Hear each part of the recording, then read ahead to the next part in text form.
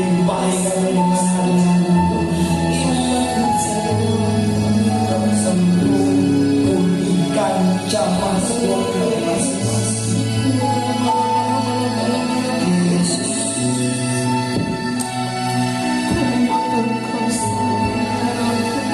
Kami datang dan berlari kepada-Mu Tuhan, menyembah Engkau Yesus.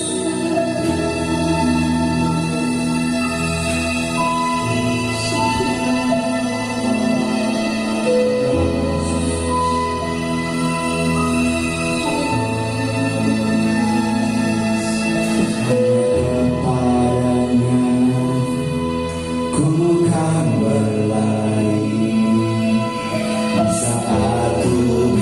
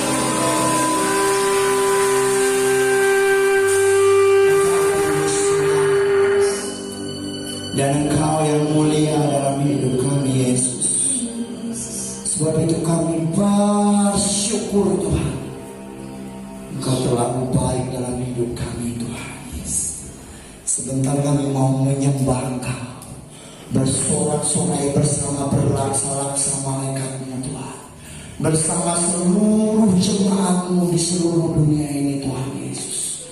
Kami mau mengagungkan, bersorak untuk Engkau, menari, memuji Tuhan di atas segala Tuhan. Alam semesta ikut menyembah Engkau ya Bapa. Kami bersyukur Tuhan Yesus, melompat-lompat menari memuji Engkau sekarang Tuhan. Terimalah pujian penyembahan kami di dalam nama Kristus Yesus Tuhan yang hidup, dan kami sembah. Haleluya, amin.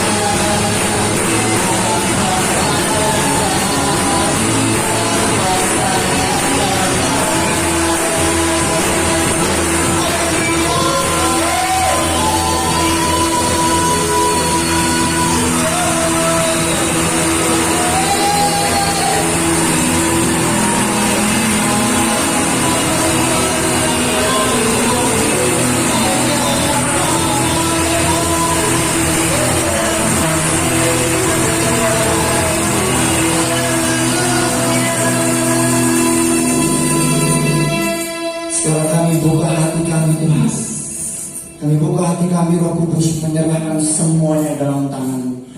Beracaralah, berfirman atas setiap kami.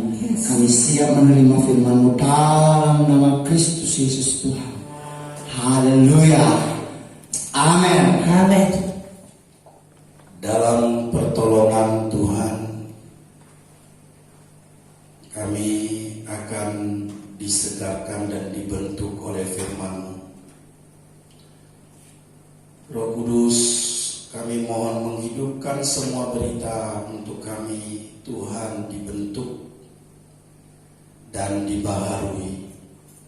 Firman yang berkuasa itu mengerjakan bagi kami. Semuanya untuk kemuliaan nama Tuhan. Dalam nama Yesus Kristus Tuhan. Haleluya. Amin. Amin. Firman Tuhan yang menjadi berkat bagi kita saudara pada siang hari ini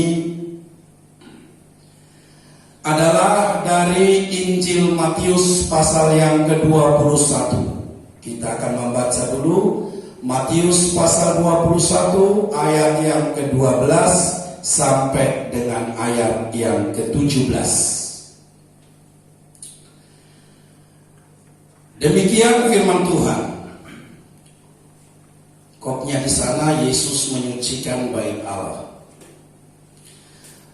Ayat 12, lalu Yesus masuk ke bait Allah dan mengusir semua orang yang berjual beli di halaman bait Allah. Ia membalikkan meja-meja penukar uang dan bangku-bangku pedagang merpati, dan berkata kepada mereka, ada tertulis, rumahku akan disebut rumah doa, tetapi kamu menjadikannya sarang penyamun. Maka datanglah orang-orang buta dan orang-orang timpang kepadanya dalam bait Allah itu, dan mereka disembuhkannya. Tetapi ketika imam-imam kepala dan ahli-ahli Taurat melihat mujizat-mujizat yang dibuatnya itu, dan anak-anak yang berseru dalam bait Allah, Hosana bagi anak Daud, hati mereka sangat jengkel. Lalu mereka berkata kepadanya, engkau dengar apa yang dikatakan anak-anak ini? Kata Yesus kepada mereka, aku dengar. Belum pernahkah kamu baca, dari mulut bayi-bayi dan anak-anak yang menyusu, engkau telah menyediakan puji-pujian. Lalu ia meninggalkan mereka dan pergi keluar kota ke Betania dan bermalam di situ. Demikian firman Tuhan, saudara. Kalau kita perhatikan baik-baik dalam bacaan kita tadi, ada sesuatu yang membuat kita menjadi bertanya-tanya. Dikatakan di sana Tuhan Yesus tiba-tiba datang ke bait suci, lalu dia membersihkan bait suci, penukar-penukar uang, dan juga mereka yang menjual merpati, menjual domba. Sebenarnya yang dia jual itu adalah untuk persembahan. Dan uang yang ditukar itu adalah uang yang ditetapkan menjadi persembahan yang sah. Nah, kita tidak berbicara tentang ini. Tetapi apa yang dikatakan oleh firman Tuhan pada kita pada pagi hari ini, Tuhan Yesus melakukan itu seolah-olah dia baru saja melihatnya. Bagaimana pikiran kita sekarang?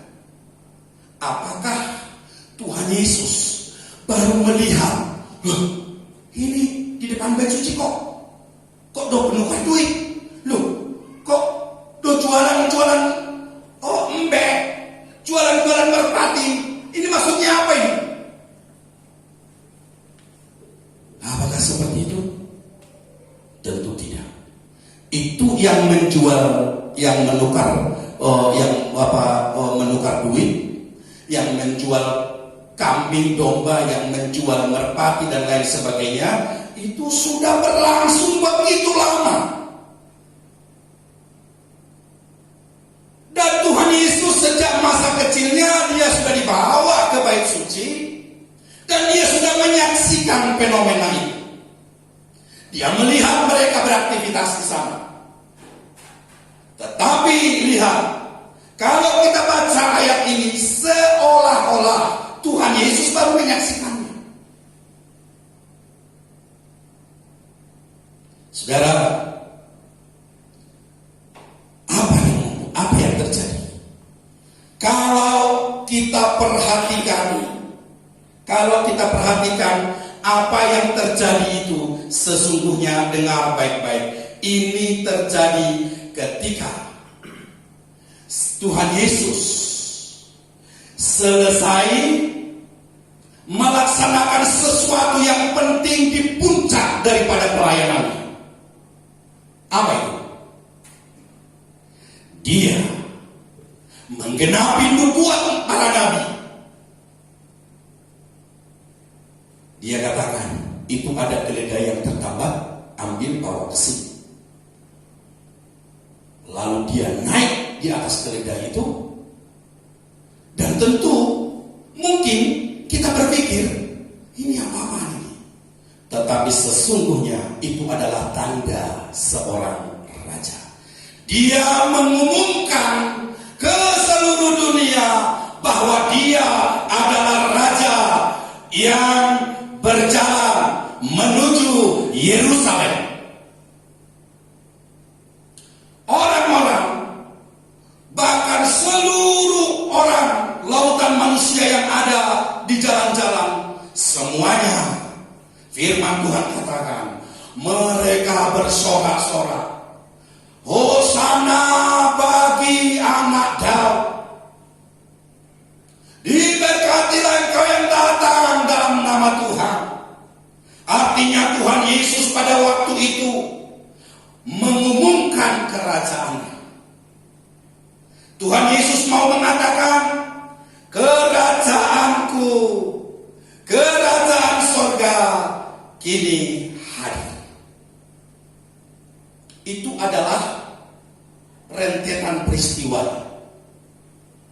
Dan pada waktu Tuhan Yesus mengusir orang-orang yang berjualan di depan bait suci, itu adalah tindakan pertama dalam kerajaan yang sesungguhnya. Tuhan Yesus mau mengatakan begini, cukup sudah semua yang jasmani. Kalau bait suci itu disebut rumah doa, yang jasmani singkirkan, runtuhkan, robohkan. Kerajaan Allah sekarang hadir. Apapun yang jasmani singkirkan. Itu hanya shadow, itu hanya bayangan akan apa yang Tuhan akan lakukan. Bait suci yang jasmani runtuhkan. Sampai hari ini runtuh. Karena Tuhan ingin bait suci yang sesungguhnya. Rumahku akan disebut rumah doa. Itu adalah rentetan peristiwa yang sangat mengagumkan, saudara.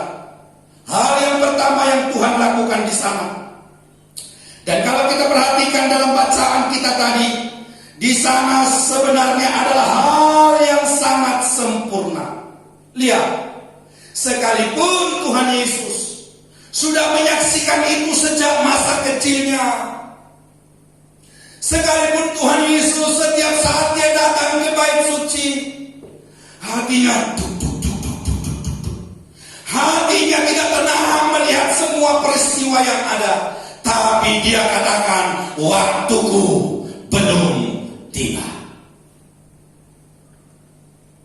Sampai dia umumkan kerajaannya, di akhir daripada pelayanannya, dia belum bertindak apa-apa. Yang jasmani masih terus berjalan. Saudara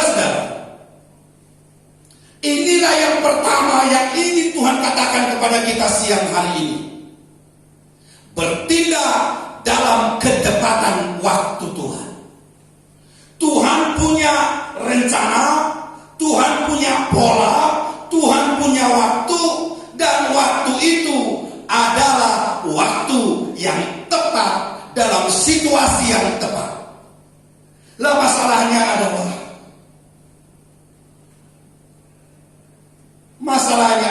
kita tidak mengenal rencana Tuhan. Kita tidak pernah mengerti rencana Tuhan.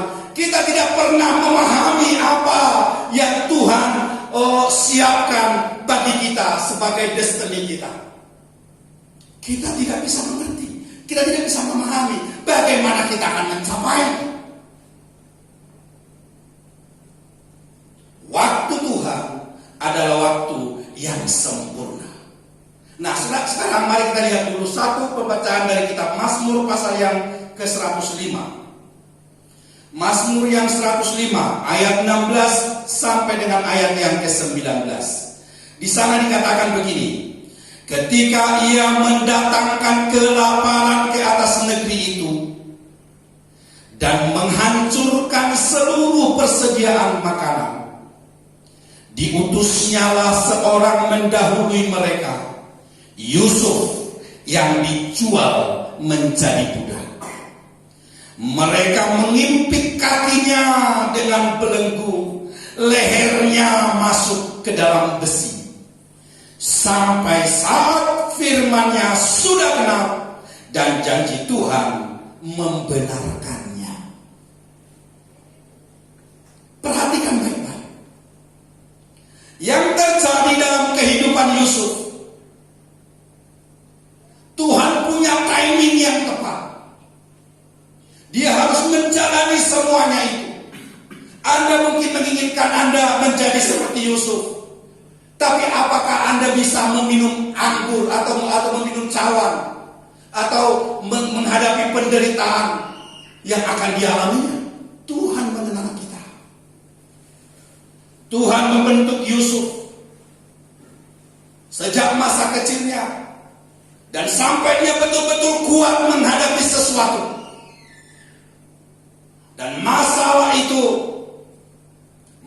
itu hadir dalam kehidupannya dan dia sudah siap menghadapinya.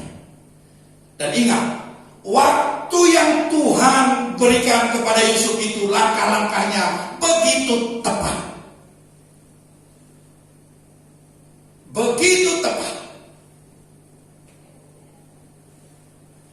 Umur 17 tahun dia dipanggil. 13 tahun lamanya dia harus mengalami banyak penderitaan. Dan pas pada waktu itu kelaparan di seluruh bumi. Ketika kelaparan terjadi di seluruh bumi, saat itulah Yusuf bangkit menjadi raja. Ini sama seperti Musa. Musa juga sama. Polanya sama. 40 tahun dia ada dalam kerajaan Mesir untuk dibesarkan. 40 tahun kemudian dia ada di padang gurun di tempat mertuanya Yitro, dan 40 tahun kemudian dia berjalan dalam kebebasan bangsa Israel dari tanah Mesir ke tanah Kanaan. Dia tidak sampai ke seberang karena ketidaktaatan. Nah, saudara-saudara, waktu Tuhan itu adalah waktu yang terindah dalam kehidupan kita. Nah, berbahagialah kita yang mengerti waktu Tuhan dalam hidup kita. Rencana-rencana Tuhan itu dinyatakan tepat pada waktunya. Tapi terkadang kita menggok ke kanan dan ke kiri, tidak berjalan sesuai dengan apa yang Tuhan maksudkan. Karena apa? Karena hidup kita tidak bisa selaras dengan Dia. Hanya satu membuat orang menjadi hidupnya selaras dengan rencana Tuhan, yaitu bergaul dengan Dia, bergaul dengan Tuhan. Oleh karena itu 3 hal yang penting untuk kita selidiki pada pagi hari ini, saudara. Haleluya. berkenaan dengan waktu itu. Anda perhatikan. Itu ketika kita tidak dapat mengerti waktunya Tuhan, sesungguhnya kita sedang mengacaukan diri kita sendiri. Sebelum kita melihat 3 hal ini, penting untuk kita lihat beberapa hal, saudara.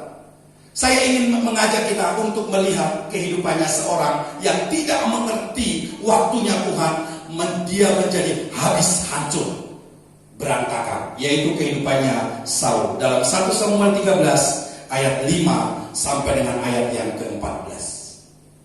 Saya akan bacakan dengan cepat, saudara. Adapun orang Filistin telah berkumpul untuk berperang melawan orang Israel dengan 3.000 kereta, 6.000 orang pasukan berkuda, dan pasukan berjalan kaki sebanyak pasir di tepi laut. Mereka bergerak maju dan berkemah di Mikmas di sebelah timur Bet Awen. Ketika dilihat orang-orang Israel bahwa mereka terjepit sebab rakyat memang terdesak, maka larilah rakyat bersembunyi di gua, geluk batu, bukit batu, liang batu, dan perigi. Malah ada orang Ibrani yang menyeberangi arungan sungai Yordan menuju tanah Gad dan Gilead. Sedang Saul masih di Gilgal dan seluruh rakyat mengikutinya dengan gemetar. Ia menunggu 7 hari lamanya sampai waktu yang ditentukan Samuel. Tetapi ketika Samuel tidak datang ke Gilgal, mulailah rakyat itu berserak-serak meninggalkan dia. Sebab itu Saul berkata, bawalah kepadaku korban bakaran dan korban keselamatan itu. Lalu ia mempersembahkan korban bakaran. Baru saja ia habis mempersembahkan korban bakaran, maka tampaklah Samuel datang. Saul pergi menyongsongnya untuk memberi salam kepadanya. Tetapi kata Samuel, apa yang telah kau perbuat?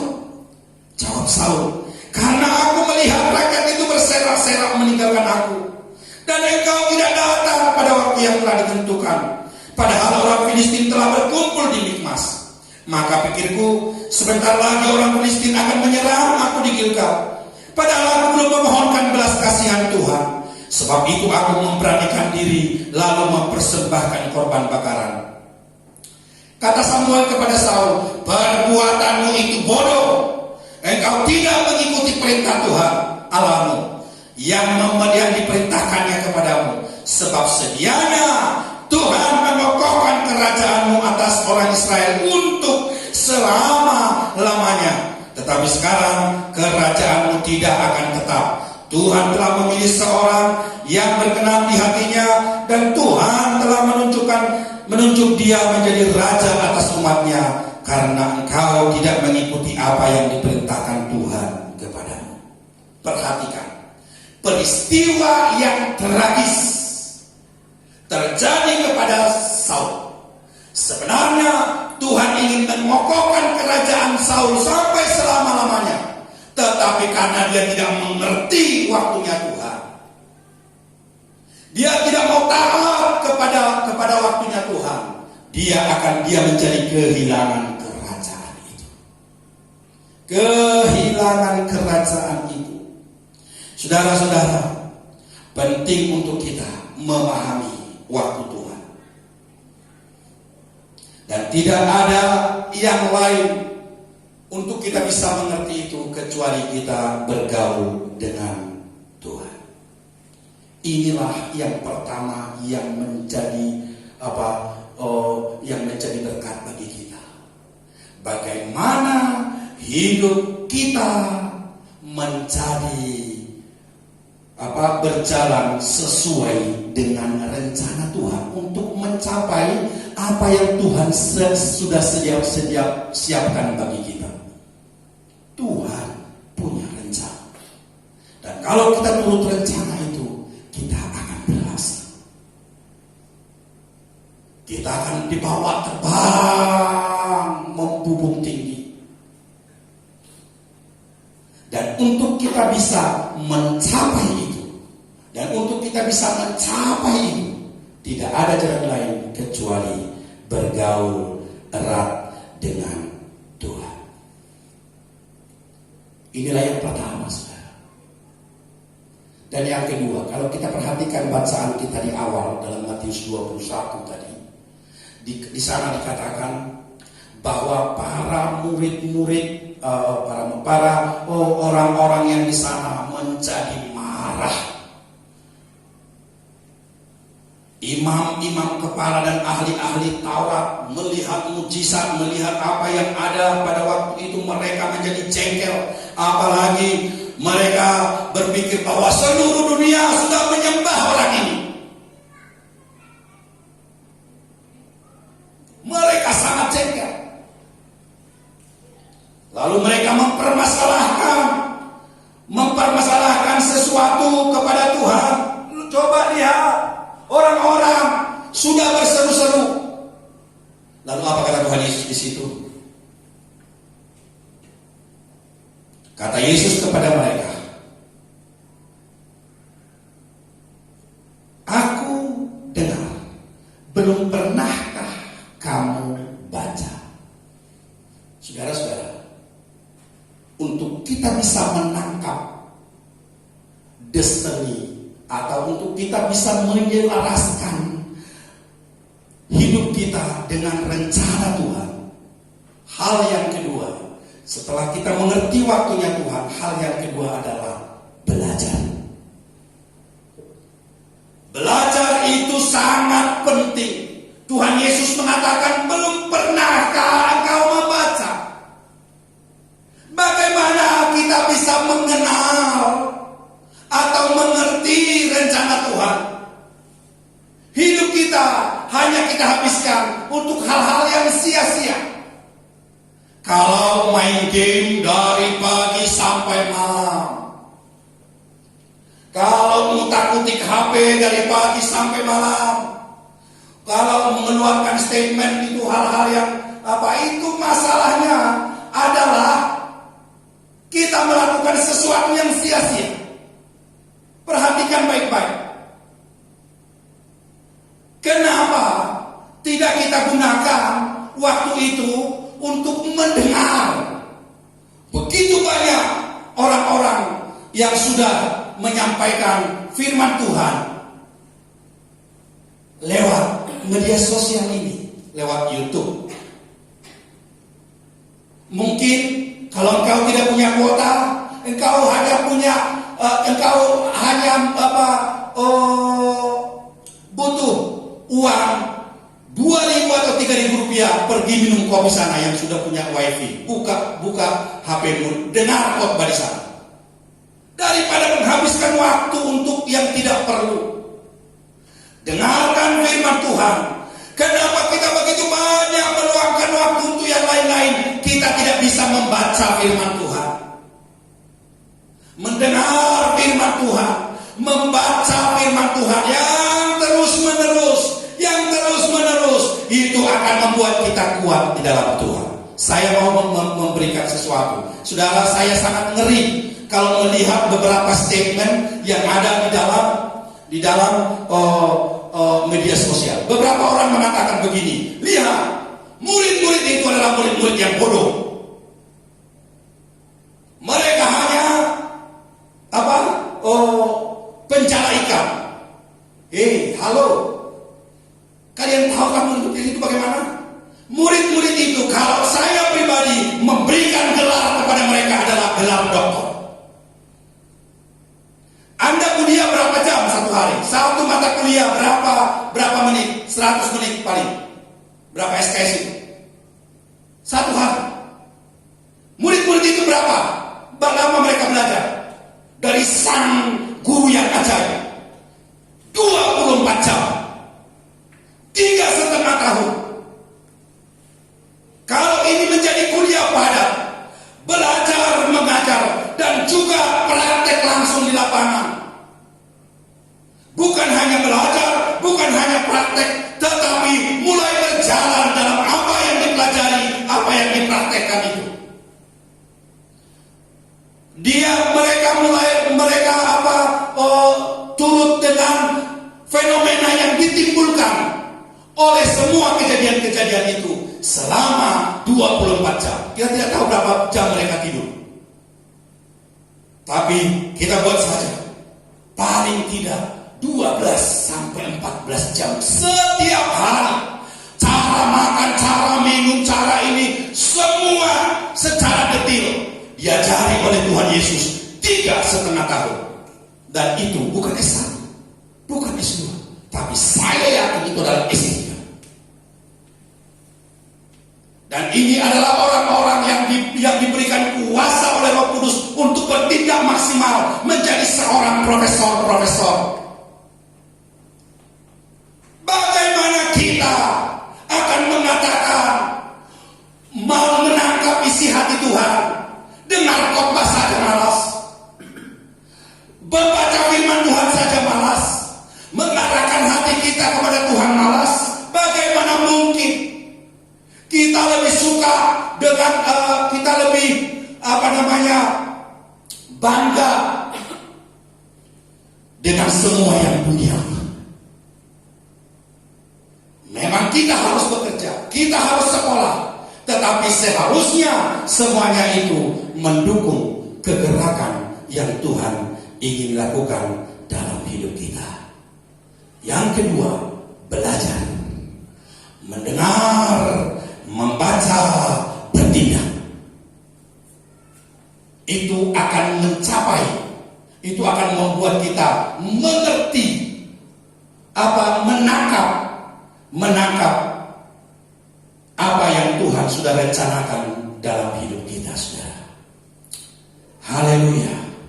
Nah, sekarang bagian yang ketiga, saudara, yaitu kalau kita lihat dalam puncak pengajaran Tuhan Yesus, ini kan waktu-waktu terakhir, ketika Tuhan Yesus masuk ke Yerusalem, dia tahu bahwa waktunya dia akan disalibkan, dia akan dihukum, dan sudah selesai. Semua pengajarannya 3,5 tahun.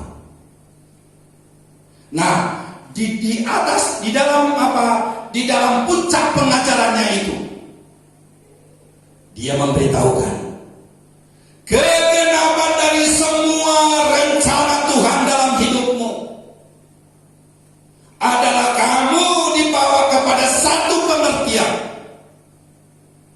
Sebagaimana dia dianiaya, dia menghendaki supaya kita dipersiapkan menghadapi bahkan penganiayaan sekalipun, menghadapi tantangan dalam kehidupan kita. Bapak mampu menghadapi segala situasi di semua medan dalam hidup kita. Ketika Tuhan membawa kita ke lembah, di sana pun di medan itu kita bisa bertahan. Ketika Tuhan membawa kita ke atas gunung yang tinggi, ke tempat yang berbatu-batu dengan banyak masalah, Tuhan ingin supaya kita di sana bisa menghadapi medan itu, mendatangkan kemuliaan bagi nama Tuhan. Dan di atas segalanya itu, Tuhan membawa kita bahkan kepada penganiayaan yang paling kejam sekalipun. Saudara-saudara, Tuhan bergerak kepada puncak pengajarannya, kepada puncak kehidupannya, yaitu keberhasilan yang ajaib, yang luar biasa, top finish. Dia mengerjakannya menjadi pola untuk semua anak-anak Tuhan yang ada. Mari kita lihat ayat yang terakhir, 1 Petrus 4 ayat yang pertama. 1 Petrus 4 ayat yang pertama.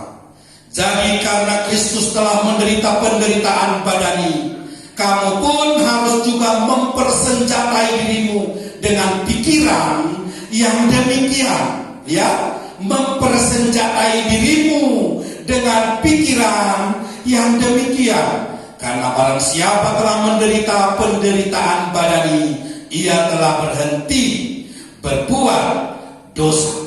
Mempersenjatai dirimu dengan pikiran apa?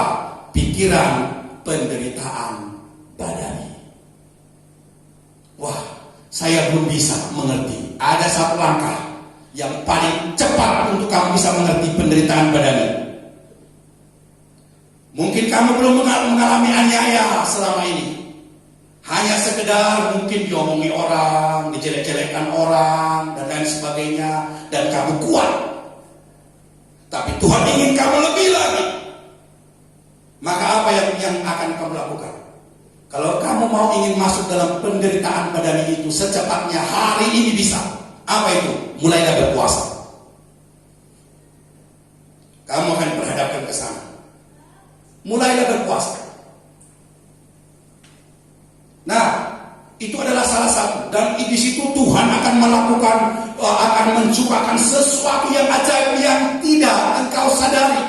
Yang engkau sadari dan yang tidak engkau sadari. Langsung masuk di bawah alam sadar kita.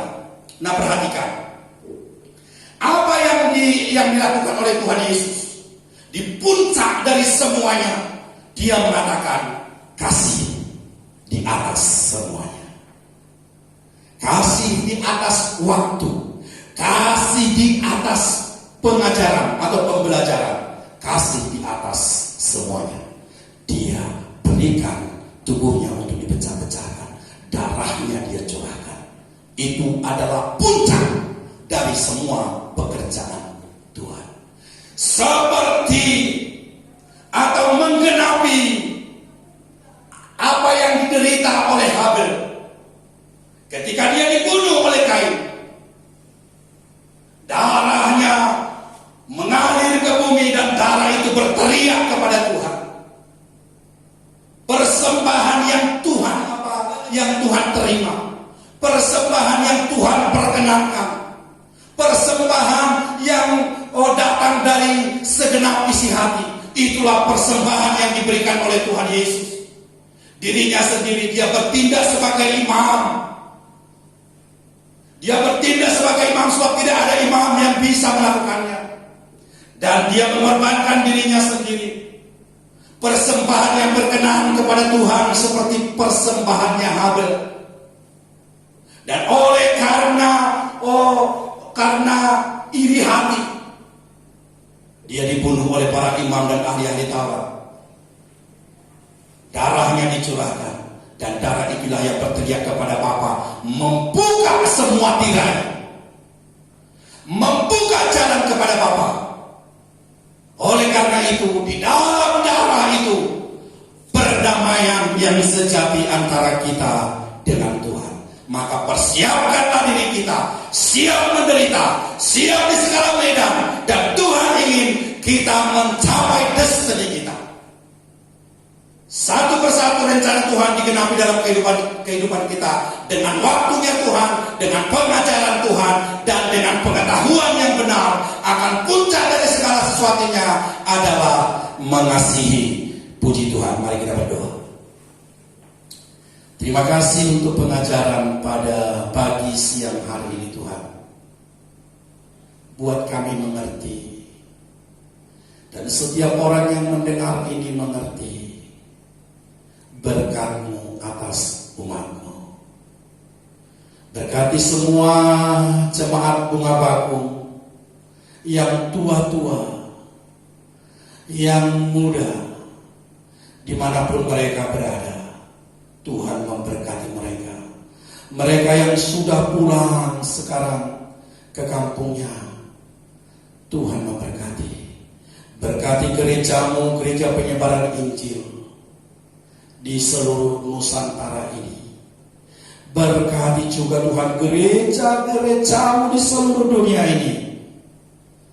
Berkati pemerintah kami, Bapak Presiden kami, Wakil Presiden, para menteri, para pejabat-pejabat lain, gubernur, bupati, wali kota, camat, semua Tuhan. Tuhan, ke dalam tangan-Mu kami serahkan mereka dalam setiap keputusan-keputusan yang mereka ambil. Berkati para medis Tuhan yang berjuang hari-hari ini. Kehendak dan rencana Tuhan terjadi dalam kehidupan kami. Tuhan memberkati kami sekalian. Haleluya. Amin.